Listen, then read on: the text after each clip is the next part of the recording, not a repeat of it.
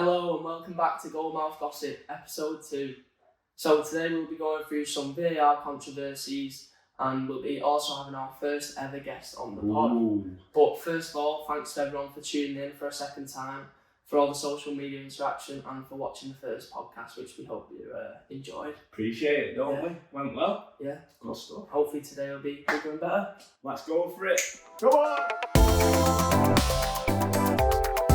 First topic that I think we have to discuss today It's been a shambles so far. is VAR and just the officiating in general over the last couple of weeks. I think has been a bit of a joke, to be honest. It just seems to be the same mistakes every season, but I don't know how we fix them, to be honest. No. The initial message for VAR to come in was clear and obvious errors. Yeah, true. And in my opinion, there's clear and obvious errors being made, and they're not going to VAR for it. Or if they are going to VAR for it, nothing's changed. Still getting it wrong. Exactly. I'd say there's been like 3 big ones already just Yeah. this past few weeks. 100%. Maybe more. Yeah, fire away with the one that's coming in your The head. first I one, think we all know. yeah, the Onana decision. That's embarrassing, in my opinion. He's got none of the ball, he's clattered it. Yeah, if that's not a penalty, then what is a penalty? And he's gone straight through him and no penalty. Yeah. You don't need VAR for that. He didn't go to the screen, did he? No, he didn't even walk over to the screen or anything. But the thing that kind of got my back up about it was the fact that the following Sunday, Villa Everton, 4-0. Pickford Talk about Everton. I know, yeah. Pickford comes out for the ball. I think it's Ollie Watkins who he's coming out with. And he goes to punch the ball, misses the ball, clips Watkins. I mean, it's slight. Yeah. It's nothing major. But a penalty gets given straight away before going to VAR. And in my opinion, there's less in that one than the other. Than there was in the Onana one. So it's where's the consistency? I don't have a problem with it being given there and then. But no, it's just why is that given and the week before it wasn't given for the same thing? So what's the rule? Yeah, exactly. And the whole clear and obvious thing is another. And then the McAllister one was another one. Never a card. It's not. And Mike Dean, if you're watching this podcast, right, that on Sky Sports, I couldn't believe it when he was saying, "Oh, it's obviously knee height, straight red card." Well, it wasn't because it got overturned, didn't it? It got overturned straight away. A couple of days later. In my opinion, what? How is that a debate? Why are you going to VAR for that? But the thing for me is they give a red card, haven't they? Yeah. And then did they not go to VAR? Why can't they overturn the decision and just say? Yeah, exactly. Watch it back. I watched it back and I could tell I'm not a referee. Oh no, but everyone could tell it wasn't a red card. That in my opinion was one of them where you could tell in full speed. Yeah. There was no need for that to be slowed down or anything. You could tell in full speed that was literally just 2 players going for the ball. Yeah. The ball's gone and they just clipped each other. Refs are going to make mistakes, but VAR is there to help them not make mistakes. So why can't they go and correct it there and then, rather than Liverpool have to play with 10 men and get resolved 4 or 5 days later? Exactly. But that's the main thing for me. The main takeaway from the whole VAR thing. I think it's making the on-field referees lazy, in my opinion. If you think about it, let's say you're a ref in a Premier League game now. Something happens on the pitch. You've got the split second to make the decision, but in the back of your head you're thinking, well, if I get the decision wrong, I'm going to get VAR in my ear saying you're wrong. Yeah. Chances are then they'll probably say, oh, go over to the monitor. I'll be able to look at it another 4 or 5 times anyway. So it's just making them lazy. There's too many decisions where they're just relying on VAR. They do, don't they? And they do. It takes a lot of time as well. But even for me, VAR just kills the excitement of the game. Yeah, it does. I know obviously not to bring it back to Wigan, which we will come on to because it happened again. 4-0. But watching EFL football, for example. Yeah. I would hate it if you're celebrating a goal. That's what I mean. And then it goes back to VAR and it's 5 minutes of a job. You can celebrate first game of the season, Liverpool-Chelsea. Salah scored to put us 2-0. We're all in, jumping up and down. Yeah, exactly. And then, but before I could even do that, it's tight, so we couldn't even celebrate properly. And then, what do you know, he's off by a whisker. And then, I know. You can't have the same. When we score now, I don't get the same buzz because I'm always what if something happened in the build-up? Yeah. So I think I prefer a game without it, even if there's a few more mistakes. At least you know straight away what's happening. Exactly. Exactly. Plus, as well, like it would make more sense to have a talking point of X refs got this wrong. You know, rather than saying like, they've looked at it 12 million times and still got it wrong. It's more embarrassing for them. Exactly. And you know, you look at like other games like the Arsenal one, Tommy Asu. In my opinion, neither of them are bookings. Neither are mine, but there's a rule again.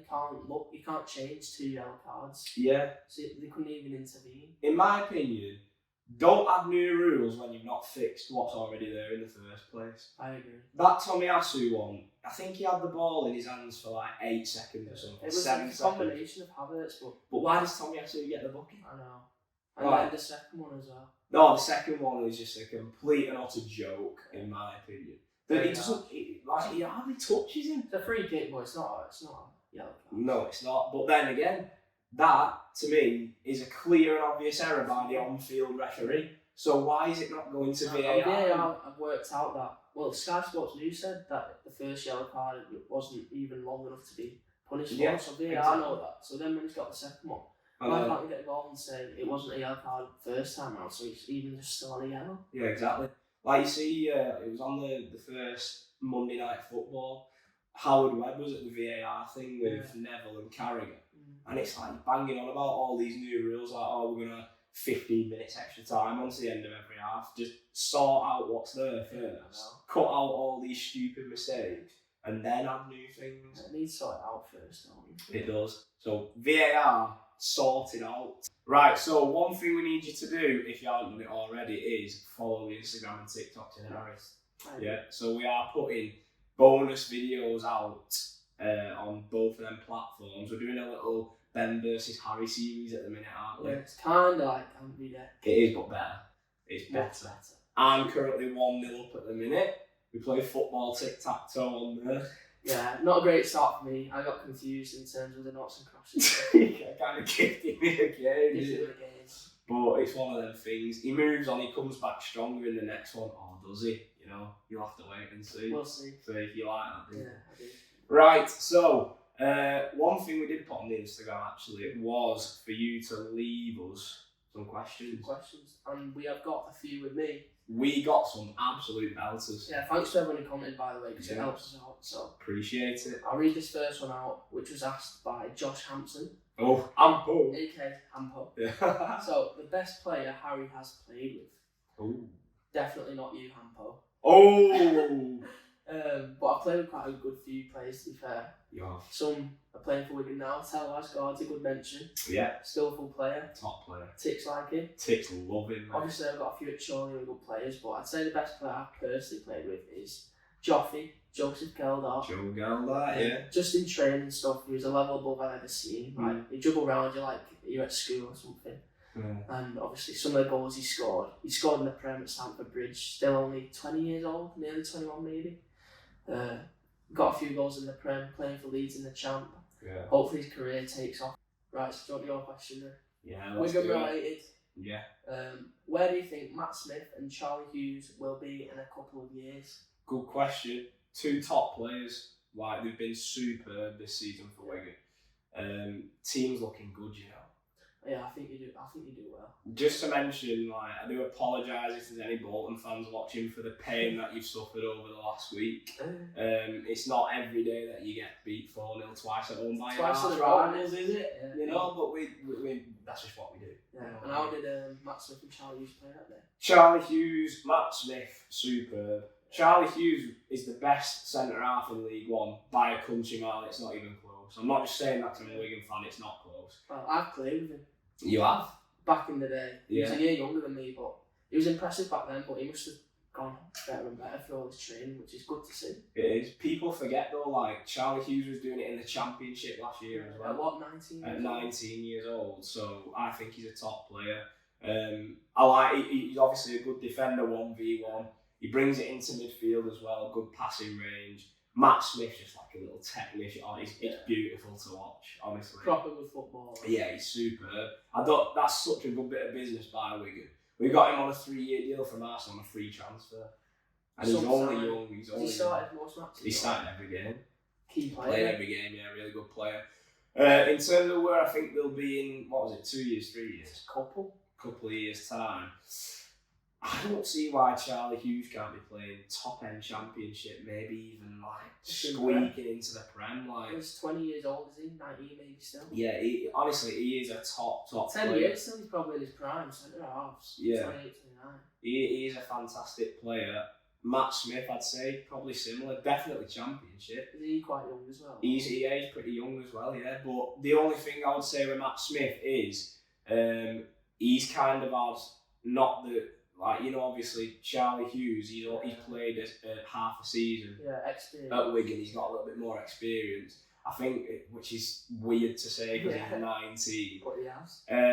I think if you were saying to me who's more likely of the two to still be at Wigan in a couple of years, I'd say Matt Smith. Yeah. Not because he's not good, no. Just because I think he's more likely to see his contract out. Whereas I think Charlie Hughes might get a big move. But mate, if it was up to me, they'd both be at Wigan for ages. Love both of them. Get them on the pod. Good question. Try to get Charlie on maybe, we'll see. That'd be a show. So then, last question, we'll both talk over this one. Okay. Everton predictions for the season, that was off Luke Brown. Ooh. For me, I'm going to say they're going to be down there again. Obviously, they always have enough to stay up because of Goodison and the size of the club. Yeah. And there is worse teams than them, I think. But so far, they're not impressed at all. For me, from what I've seen so far, there's two worse teams than Everton in the league. Yeah. And it's Sheffield United and Luton. I'd agree. If you're telling me after that, who do I think Everton are better than at the moment? I'm struggling. I think they play Wolves on the weekend, Yeah, that'll be a big game because both teams are without a point. But Wolves have looked better. Wolves have looked good. They look good. Especially against United. Yeah. I don't know with Everton. The thing is, it's Sean Dyche, isn't it? Yeah. If anyone's going to keep him up, it's Dyche. He will keep him up, I think. But do Everton fans want 3 years of relegation scraps? I know. Who have they signed? Dan Juma. He didn't even start last match. No, he didn't. Calvert-Lewin played and he's injured around 8K. That looked a bad injury, that cheat ball, when he broke it. But I think, to be fair to that Dan Juma, when he came on, he did look lively. But Everton needs so much more. That's all they brought in and they're near the bottom anyway, so that won't improve that much. It's a bad state of affairs when you can't score and you can't defend. Well, It's simple as... I don't think I'd want any of their attackers. No. Calvert-Lewin, when he's fit and firing, I think he's a good player. Yeah, but he's not. But you can't rely on him. You can't rely on him being fit and providing numbers through the whole season because it's not going to happen, really. And defensively, it might sound good like Michael Keane and Jordan Pickford, but can't be that good if they've been down there 3 years in a row now. No. Can't be. I know. But you look at teams who've kind of evolved with the style of play down there. Even if you look at Wolves now, going forward, granted we all know they need a goal scorer. Can't score, but they look dangerous. But when they go forward, you think something might happen here. They've got pace going forward. Everton, they're just stuck in a rut. The Fulham game, they look like they created a bit. Yeah, I thought at home they're always okay. I thought they were on a par, if not better than Fulham when they played. Against Aston Villa, it was embarrassing. It's a day to forget, so we'll see what happens. It's too early to judge, but personal opinion, I'm just going no higher than 14th there for this year. I'm saying relegation scrap. To be fair, the last 2 seasons, I think we were 3 points off staying up both times, something like that. Yeah. It's tight. It is tight. Great club decided it needs to improve. See how it goes. One thing I will say, they need a big January already.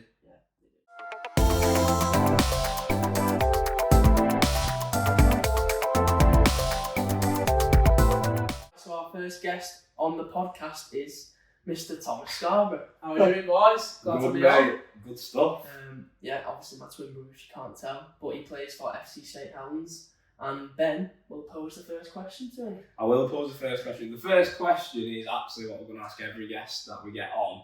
So the aim of this is to have a wacky start in 11 minutes with the guest first ever footballing inspiration. So Tom's got the luxury, you've got the luxury of being able to pick any position you want to pick and put in a player. Alright, well, let's get going then. So when I was younger as a kid, I was a goalkeeper, so my Premier League hero, favourite player was Pepe Reina.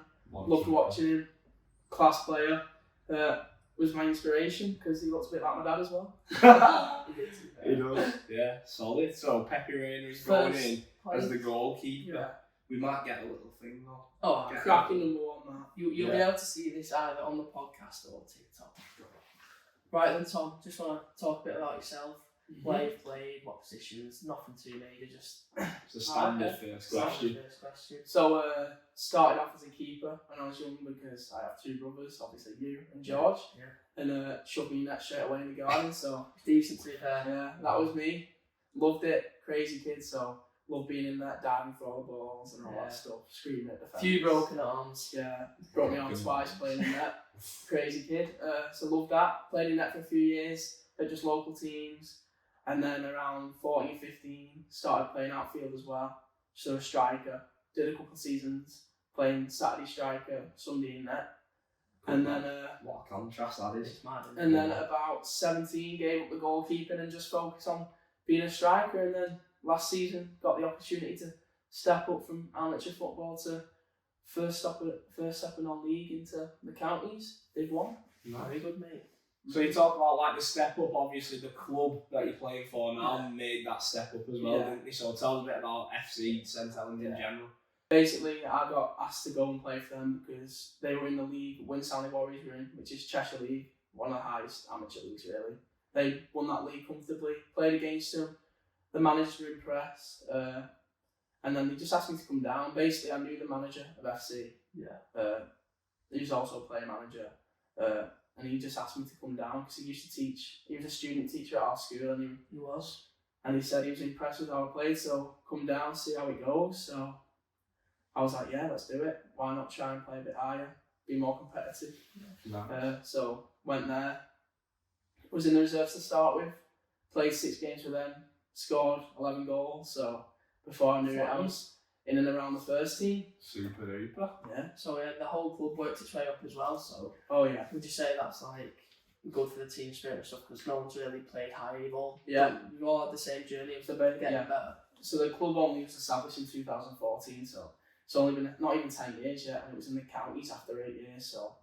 Good going. Very good going. So the club's been run brilliantly, to be honest. So can't fault it. And then, like you say, everyone came up. I don't think anyone was a counties player, and we ended up coming third in our first year. So, like I said before, it's the togetherness that brings us to the top, really.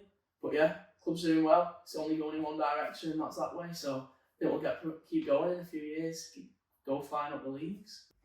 Right then, so Tom, first stepping on league, you're in now, aren't you? Mm-hmm. Decent. So, you must have some highs and lows to talk about. Let's talk about your highs first. Let's start about positive. We'll start positive. So my highs at FC, FC St Helens, by the way. Nicknamed FC. Yeah, they're just nicknamed FC. But my highs there, I'd say, is scoring a winning penalty in a cup game against Charnock. So it was 1-1. I was on the bench this game. Came on with about 20 minutes ago. How did you do? Did alright. They were on top, to be honest, last 20. So. Tough game, yeah. Charlotte, stay with the league above. Yeah. Underdog story. Yeah, underdogs. Ended 2-2, I think. I think it did. Might have been 1-1. Not 100% sure. Anyway, it was a draw. Go to penalty kicks. They picked the 5 penny takers. I got selected. I wasn't selected, no. Surprising. To be fair. So then they'd take him. It was sudden death. Yeah. And so someone's supposed to go 6 in front of me, a centre back. Yeah. He volunteered, and I was like, yeah, I could tell he didn't really want to take one, even though now he's our penalty taker and he's class. Yeah. So I said, stepping up as a striker, you don't want a centre back going in front of you. No. Missing. No. Then I feel like it's on you. You should take responsibility. Yeah. So I was like, you know what? We practiced in training a few days before. Yeah. Put it top bins, left top. So I thought, you know what? I've got this in the locker. Got the bottle. Got my ball. My dad was there and my brother as well, and some mates from my Chevy who I played for last season. Yeah. So I thought, you know what, this is my moment. Go on. Took the ball, put it on the penny spot, and whacked it top ins. Sent the keeper the wrong way. A little knee sliding. Through to the next round we were. We'll show the pen. Yeah. We'll show the pen because it's worth watching. Yeah. Oh, it's worth watching. 100%. Yeah. I can only dream about hitting and watching. It's an hope sometimes, isn't it? With me, yeah. But did that feel good after being out for a while with a broken nose? Yeah, so before that basically, And my first start for the club, my first season, I broke my nose. So I was out for 8 weeks, and I just started. It was my first start. I probably had 6 games in the first team. Came on every time, and I finally got my start. And then I break my nose. Should we put the picture on screen? Oh, give you squeamish look away. Yeah. But yeah. So that was a big blow, to be honest, because finally got my first start and then ended up out for 8 weeks because I had to have an operation to get it put back in place. But then, like you say, made it even sweeter scoring that winning penalty. Finally felt like I contributed to the team, and the scenes in the changing room were worth it, to be honest. Alright then, Tom, so talking of penalties, you've had a few low moments, haven't you? Yeah, so comparing to the highs, it was probably the lowest moment in my football career, even though it's only been short, really. Yeah. So, like I said, we got to the playoff final last season, underdogs. We were favourites to go down at the start of the season, by the way. Good season, very good. Oh, yeah. Ended up coming third and reaching the playoff final. Good.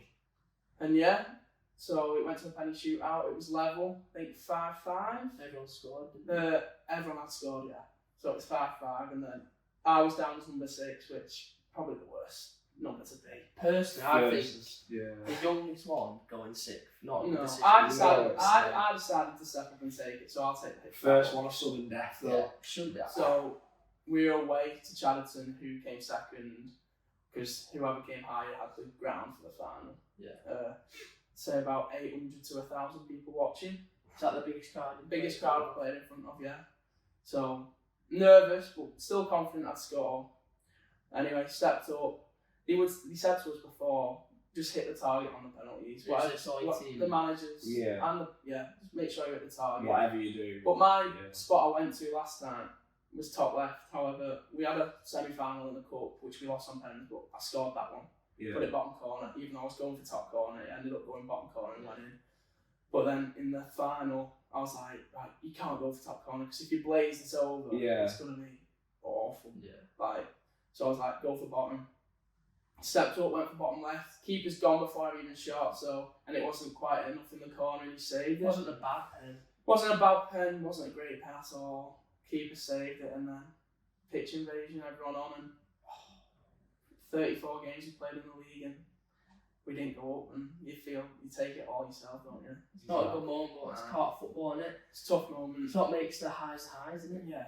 It is. But to be fair, I would imagine, like from what you've said, coming back from that, obviously, I mean, even from when we've been, FC St Helens, it seemed like a good environment, doesn't it? So how did they pick you up after that? Because obviously that's a tough moment. Yeah. You are only a young lad. So how did they pick you up after that? Yeah, the lads and everyone at the club's brilliant. To be honest, like everyone got around me straight away, which was obviously nice. Like everyone's just saying, like, don't worry, it would have been me because our penalty taker, I missed 3 or 4 penalties in the season already. Yeah. Our striker who scores every week, he'd missed a couple. Joe Barker. Class player, scores all our goals. But yeah, so they all got around me. Everyone's missed penalties, but so yeah, cracking group of lads really. And hopefully this season we go that one step further because last season I was on the bench pretty much every game, but I'd say 1 in 3 I started. The other 2 I was on the bench, just finding my feet in counties football. Whereas this season, we've played 8, we've won 7, drew 1, got 3 goals, and I've started every game apart from one where they said they were resting me, so I can't complain. Perfect start, innit? Perfect start to the season after the low of last season. Trying to win the league. Trying to win the league this season, I'll get promoted, and then everything's good again, isn't it? So can't complain. Set yourself any individual targets for the season? Yeah, so individual targets for this season was just to try and break into the team, start 11. Which I've done so far. Hopefully that can continue for the rest of the full season. Yeah, nice. Last season I didn't get many goals, so trying to get 15 to 20 if I start. Good aim, Matt. Good aim, big ask, but you're capable of it. Capable, yeah. And then try and get double figures first. Yeah, try and get double figures first. Basically, just contribute, work your hardest, because that's what I love to do. And let's go win the league or get promoted, baby. Go on, FC! Stripes! Obviously, you've explained about making the jump from grassroots to non-league. Yeah. How would you say, like, your commitment changes and kind of the time that it takes up? Yeah, commitment is a big one. So if you want to play, like, counties or above, like, you have to be fully committed, to be honest. So at local leagues like Chevy, where I've played before, amateur football, you train once a week for an hour. It's probably 10 minutes from your house. And you play on a Saturday.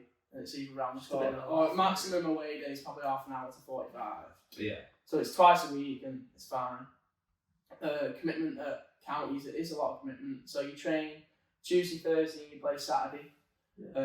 Or you play most Tuesdays, to be honest. So far in August, I've played every Tuesday. So, and you can be up to like, the furthest away day for us is about 2 hours. Still treks compared to to the track, but I'd say most are about an hour. Yeah. So, and then also it's St. Helens, so it's like half an hour to get to training and back. But I do it because I love it, so I can't complain. But sometimes, say you play Tuesday, to go on again and train on a Thursday and then play Saturday, like you have to be fully dedicated to it. So I play football for the social reasons as well. Like, the togetherness you get as a group is like unbelievable. Like you get like 20, 30 mates for life because there's a reserves team as well, and we're one club, so. Oh yeah. That's a big part of it at every level, I think, isn't it? That's one similarity. That's one similarity at every level. Yeah. Even for me, like Sunday League, shout out the Standish boys. Like we're all, it's a proper good group. Everyone's the same, so definitely you need it. There's nothing better than a football do at Christmas, at end of season do. If you win a game, the changing room scenes are unbelievable. Like everyone together, like just mates for life basically. And when you all win together, it's even better. Like what stands out at FC compared to other clubs is that we might have the most talented lads. Like you all can play football to a good level, but other teams might have a few superstars from the leagues above, and they might come and play, or they might pay them a lot of money to come play a few games. Like the reason we win games is because we're organised, we set up in a shape, we stick to it, and you run for your mates. So, team spirit. Yeah. So like you just running for your mates, like. Whereas other people are playing with strangers, so they might not make that last ditch tackle, they might not keep running in behind to get a goal, stuff like that. So that's why I feel like we're successful. Right, so we said in part one of the podcast where it was just me and Ben, that we had one last Instagram question to ask, and this came from George Scarborough, the other brother who's in the US. Legend. All the way from the US. Big shout out to George. He said, what players would you most describe your playing style like? So this is going to go for all of us, so we'll ask Tom first. So who would you say you play most like? Someone well known? Or? Yeah, I'd say quite well known. Probably Darwin Núñez. Not to his level. Oh, nowhere near his level. Yeah, obviously. But like Darwin Núñez at my level. Yeah. So like, because I took the step up, but before then I'd never been coached properly. So I was just raw. Like I'm pace, power, in behind. Yeah. Couldn't hold it up that well. Yeah. And like, if I go for on goal, you back me to score, but I could miss a few big chances like him as well. Like, I might need a few chances to score sometimes, but you're in the right position. Yeah, I feel like I've improved that this season, definitely. But I'd say Darwin Núñez at the moment, raw, but he's got the ability to go far. Yeah, nice. I agree. Far. Good lad. You can see the resemblance. Yeah. You know what I mean? Pace, power. Me? Well, I'll go with Messi, to be honest. I'm joking. No, I'll go. It's a tough one for me. Do you know what I'd say? So it depends what system. Really, my team we play a back five, so I'm normally a wing back. But I can play centre back as well. Yeah. I'll go. Do you know what I'm going to say? I'm going to say James Milner with pace. Yeah, I like that. James Milner with pace. I'll do the basics. Yeah. I'll do the basics. Nothing fancy. Nothing fancy. Can defend pretty well. Yeah. Can pass the ball pretty well. But you'll always get stuck in, won't you? Oh, I'll get stuck in. He'll always give you the ball. I'll get stuck in. So I'd say James Milner with pace. Yeah, I like that. We'll go that. Not a patch on Milner. And to be fair, like fitness wise as well, pretty decent. So yeah, you graft. Yeah. I like that. What about you, Ryan? Who are you? For me, I'm a similar player to Tom, but I've been coached a bit more, so I've got a little bit more. Not much, a little bit. Bragging. So I'm not going to say Núñez because he's very, very erratic. I'll go for. Basically slanging your brother, aren't you? Very erratic. Very erratic. I'm going to go for Edison Cavani.